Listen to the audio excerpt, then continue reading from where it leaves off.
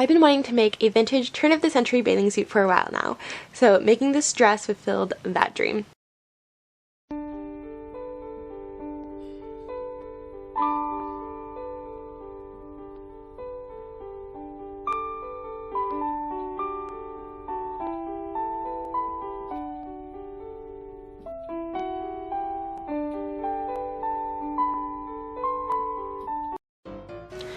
Step 1 was cutting out this pattern.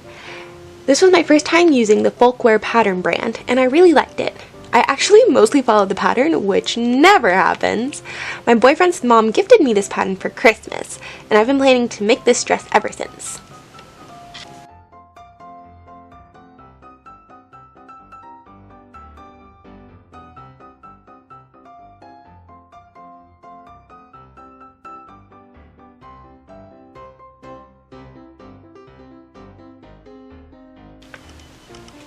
For the fabric, I chose this beautiful blue cotton and used white cotton for the collar and skirt waistband.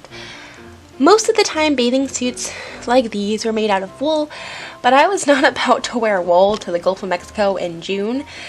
And this pattern listed cotton as one of its suggested fabrics for the outfit, but it noted that the original garments were usually made out of wool. But I just imagined wet wool with sand stuck to it in June, and it was just such an unpleasant thought for that all to be stuck to my body in like 90 to 100 degree temperatures. So I thought cotton was a nice, light, cheap alternative.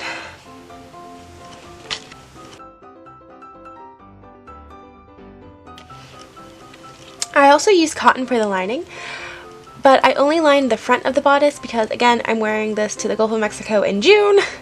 I do value historical accuracy, but I'm making this dress just for fun, and I'm wearing it just for fun, so I want to be comfortable. But I did still try definitely to get that Edwardian look, because that's what I was really going for, and I do believe I accomplished that.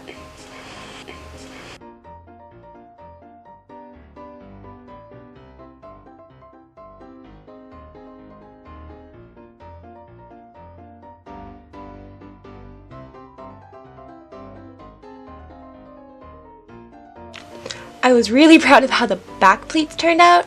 There were a lot of pleats that went into this dress.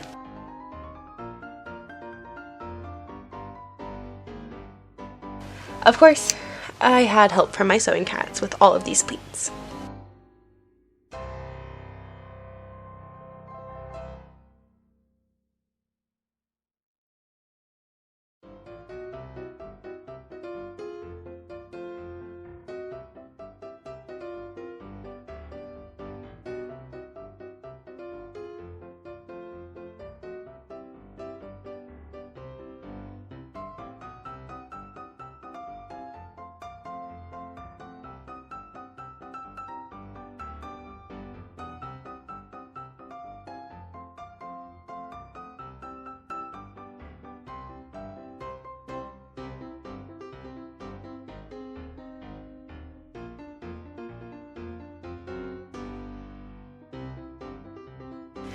Then I attached the front to the back. Like I said, lots of pleats and lots of help from the sewing cats.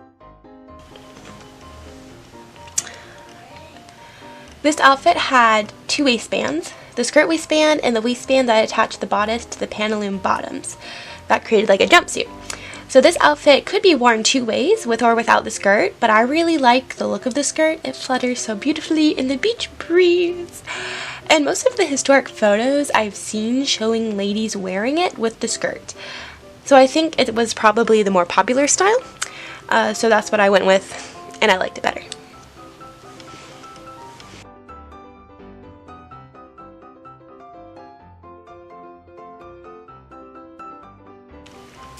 Attaching the pantaloons was a little weird for me, because usually nothing I do has anything like pants with it. It's usually just lots of fabric in the skirt, but it worked. Figured out how to do that.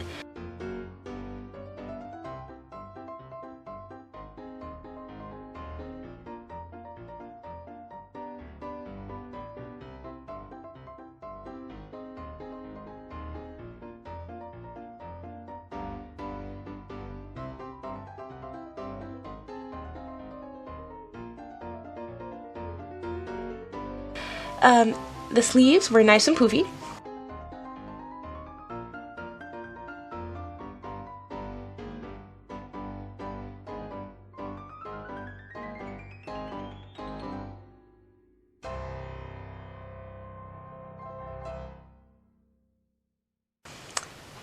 The skirt was 3 pieces.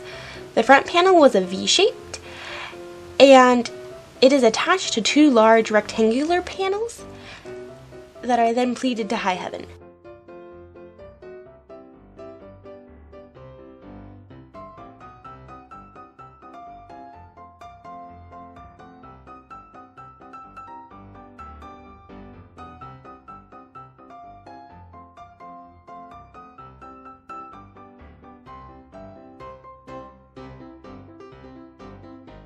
So many pleats. And I sewed all of those pleats. Really loved the look of it after it turned, like when it turned out. I love the look of this dress from the back with the sailor collar and all the pleats. And I don't mind pleating. It's fun. It works. So I enjoyed it.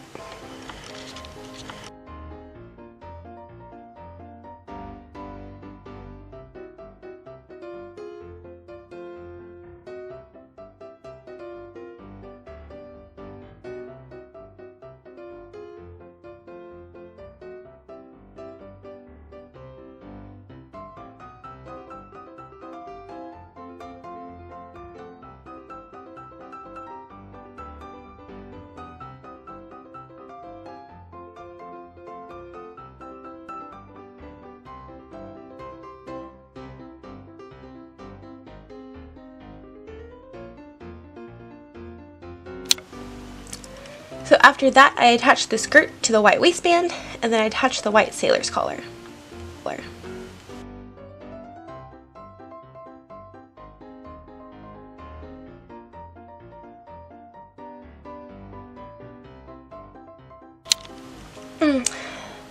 The one place I deviated from the pattern is that it called for an elastic band and ruffle around the sleeves and the hem of the pants.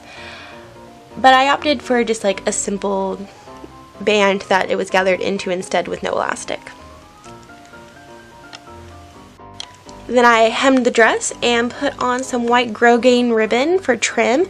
I put that around the hem of the dress and around the poofy sleeves, and it really accented that and brought in the white waistband and the white collar and just really completed the look, and I love it.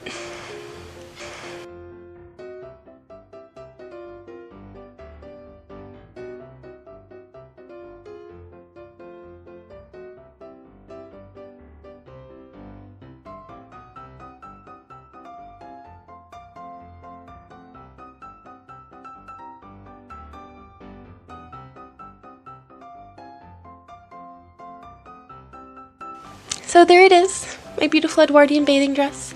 If you would like to see it in action, you can go do so at the Turn of the Century Beach Day video that I have, and I'm going to be posting a video of me trying to swim in this thing later, probably next Wednesday, if everything goes according to plan. So thank you so much for watching. Hope you enjoyed it.